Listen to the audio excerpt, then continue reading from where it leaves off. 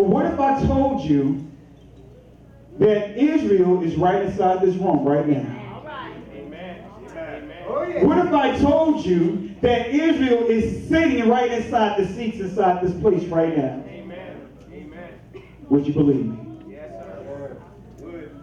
Oh God. Yes, sir.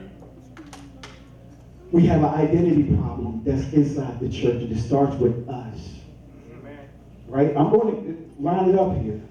And because we have been taught a language of English, which is, we went from a language of Paleo-Hebrew that had no indefinite articles within it. Now we're forced to have a language of English that had the spirit of indecisiveness all embedded up in it. That's why so many of us have a problem of what? Committing to what?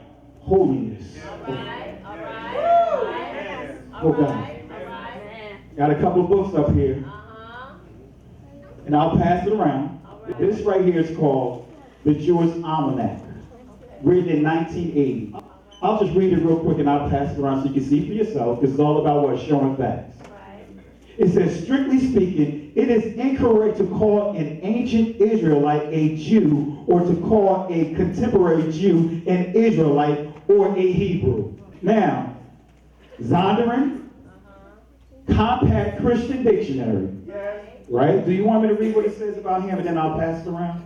How many of y'all, are y'all really curious of what it has to say about him? Amen. It says, the youngest son of Noah, born probably about 96 years before the flood, and one of 8 persons to live through the flood, he became the progenitor of the dark races, not the Negroes, but the Egyptians, the Ethiopians, Libyans, and Canaanites. But not, it says, not Negroes. Right. And when you go look up Shem, it doesn't have us listed under Shem either. We just floating out there, right? So this is part of the problem, because now that we've been given a language that's not even our language, and if you want to go further, I taught this at the church. Would you be surprised if I told you that there was a place called Negro Land? Negro Land. Mm-hmm. Negro Land. Oh God. I gotta be real with you guys. Amen. Negro Land, when you go study the scripture, it tells us, guess what? The children of Israel fled to the west of Egypt. Okay. Amen. West. To the south of what is called the Sahara Desert. That's where you have Negro Land. And if you want to look it up, I didn't get a chance to print it out. You can go to Princeton University maps online, and guess what? You'll see Negro Land in print. Now, Negro Land, guess what? Is identified with who? Negroes, right? But in Negro Land, south of Negro Land, guess what? If you have your phones, how many of you got phones? Look, pull it up on the internet. Look for Negro Land or ancient maps of Africa. And it will be, so just so you, Pastor Blaze, is it okay for them to use the phones this one time? Don't make it a habit, like Pastor Blaze, I'm looking up Negro Land.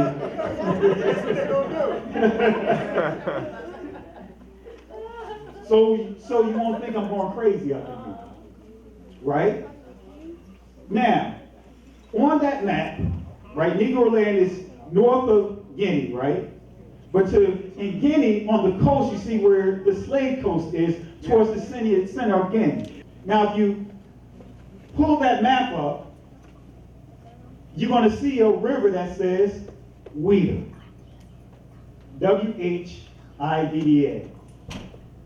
So when you see Ouida, right, and do you know Ouida was the slave port? The slave port, right? There's history on what? Also, the pirates of Ouida, which you get the pirates of what?